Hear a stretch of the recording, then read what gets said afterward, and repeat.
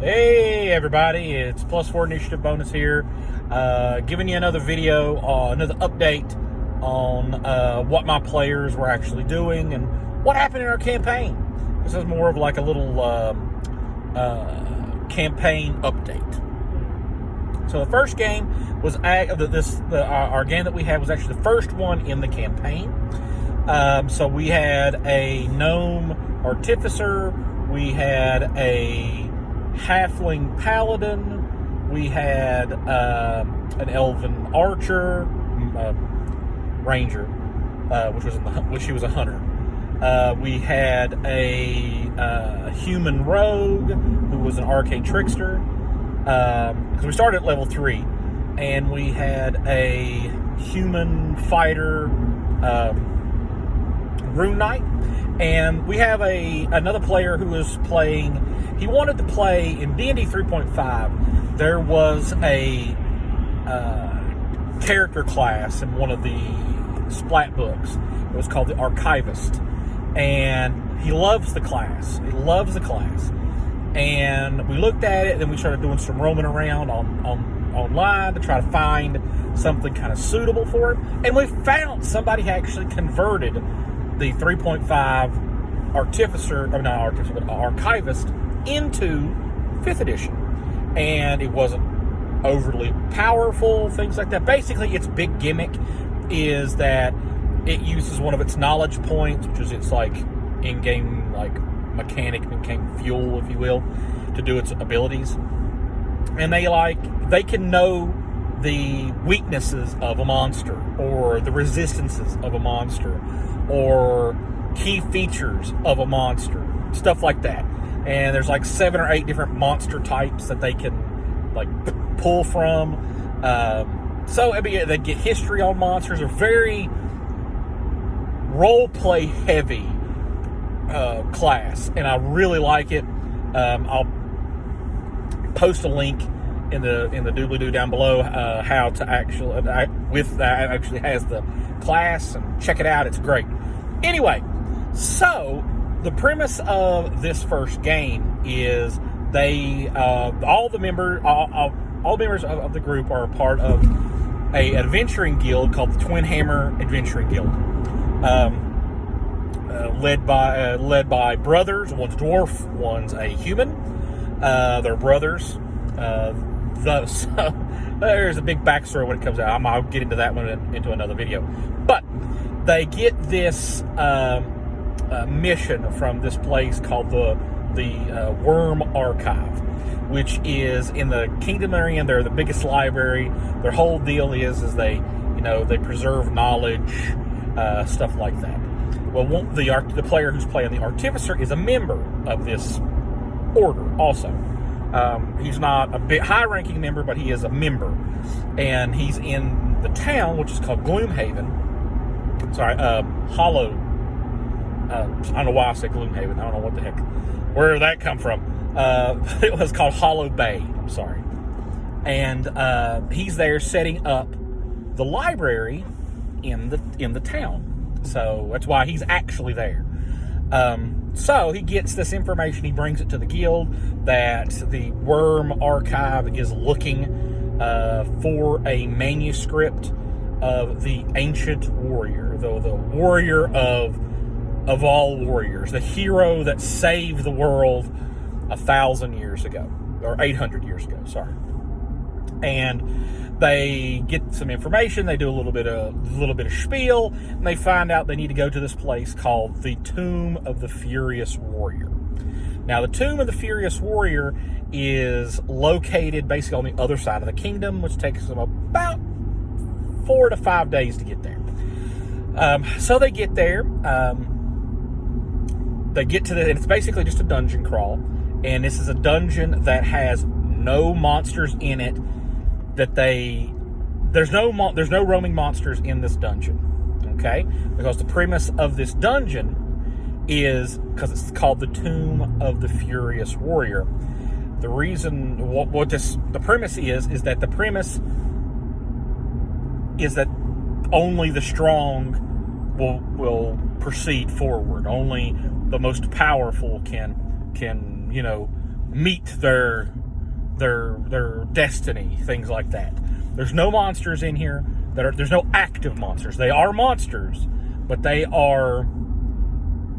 have to go out of your way to get the monster to show up, or go off the beaten path and go to there's a couple of random doors that you can go into, and boom, monster. But there's no active monsters roaming the actual place.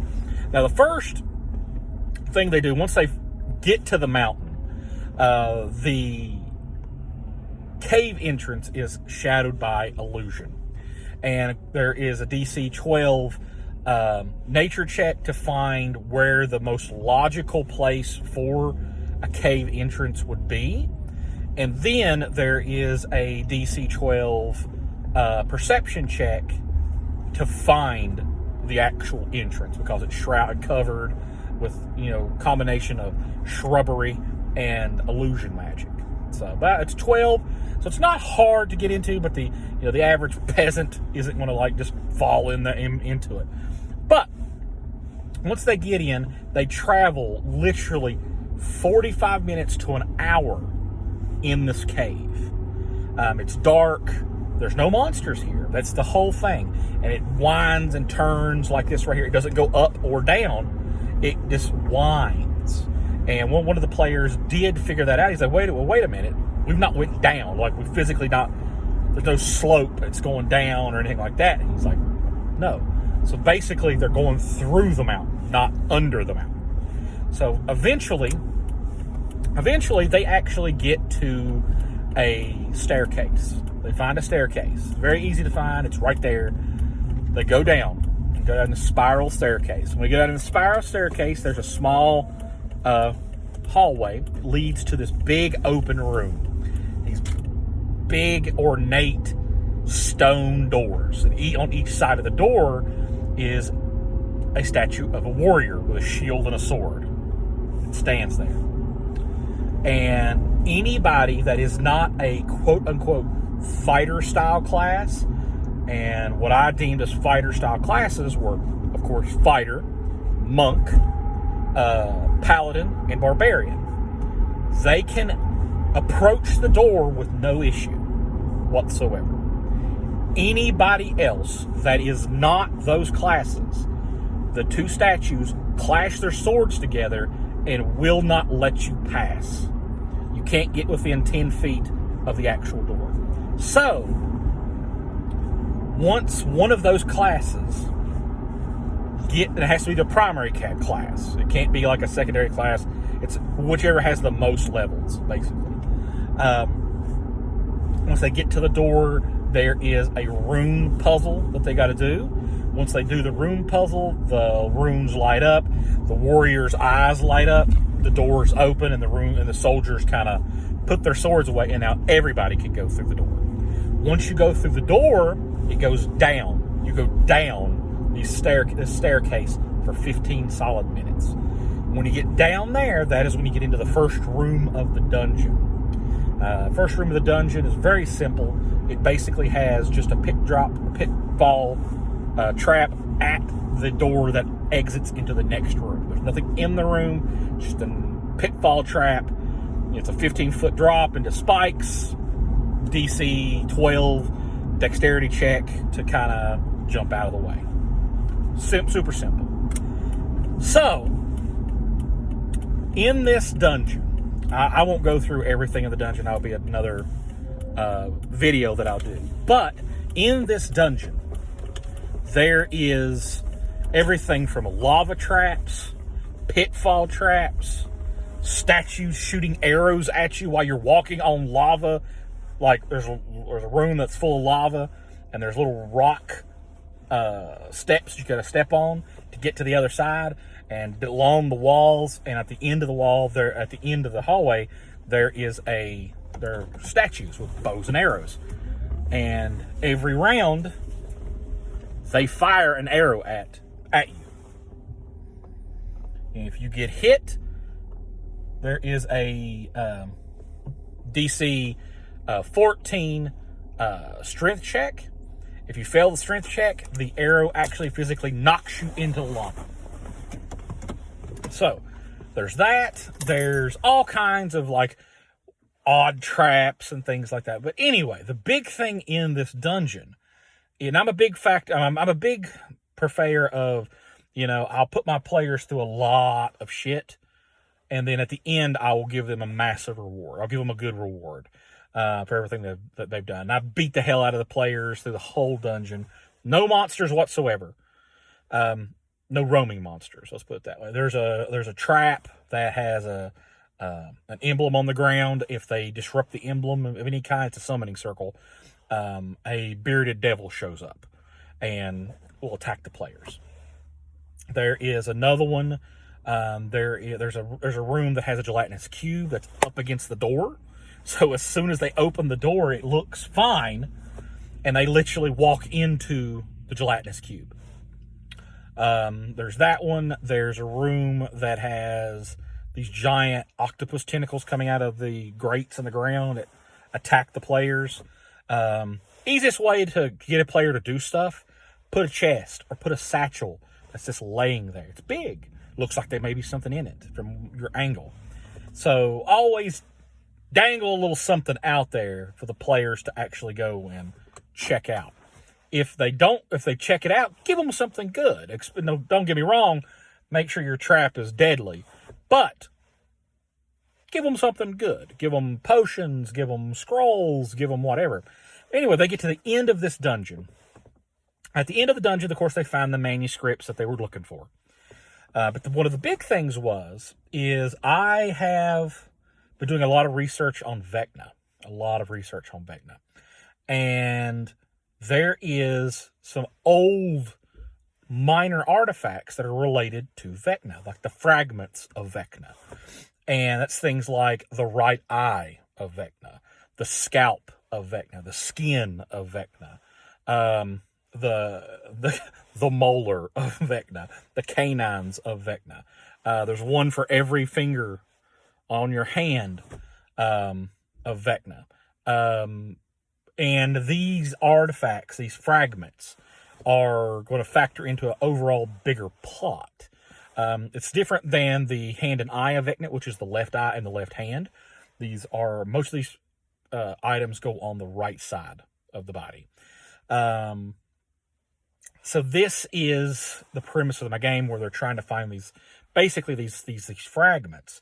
But in reality, there is a entity. It's Tiamat is an entity.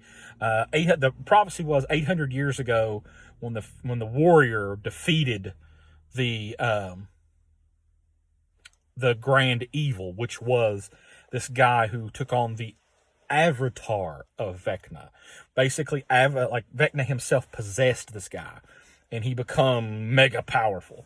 And the warrior of light, or the warrior of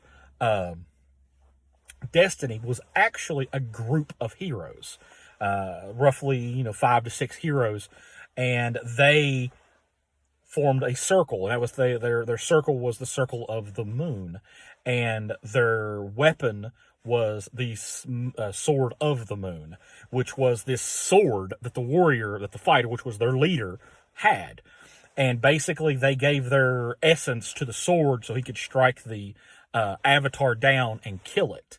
In doing so, the only one that survived was the warrior. And the avatar had a helper that called herself the Mother. This is basically the personification of Tiamat, who was helping Vecna, because she was tricking Vecna because she wanted Vecna to gather enough power to be able to allow her to come into my plane of existence that I created, my thing that I created. And but once she's seen that this guy's going to die, she GTFO'd and got out of there. Well, he struck the guy down and killed him. Well, this avatar, if you will, of Tiamat shows back, and gathers the remains of this one godly touched Vecna servant, if you will. Gathers the pieces up, and then she scatters these fragments all over my world. And when these pieces are gathered together, basically these pieces still have the power of Vecna in it. And the cult of Vecna isn't a thing in this world. It is, well, it was, but it isn't anymore. It isn't anymore. Once these pieces are gathered together, what happens is that person takes on that avatarial state again of Vecna.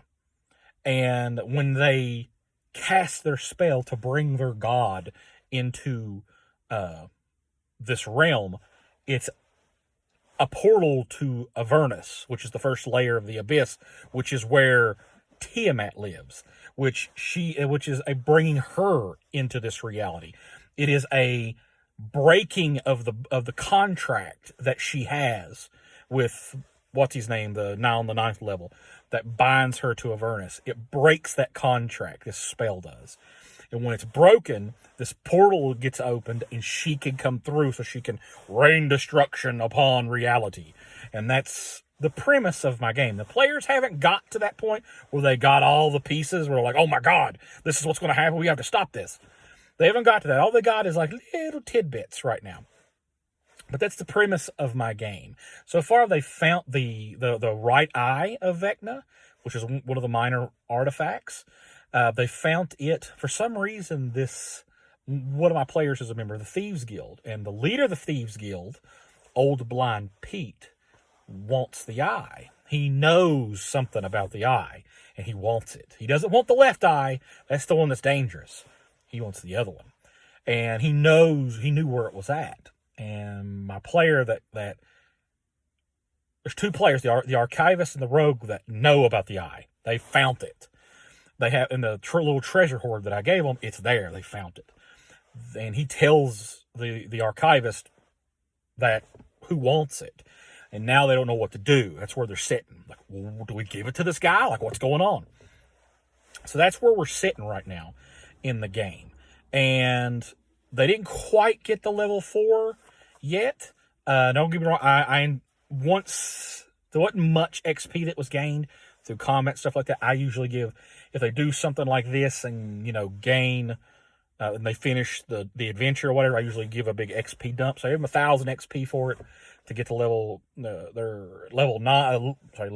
going to level 4. So they're about 700 or so XP away from level 4. But that's where I'm at.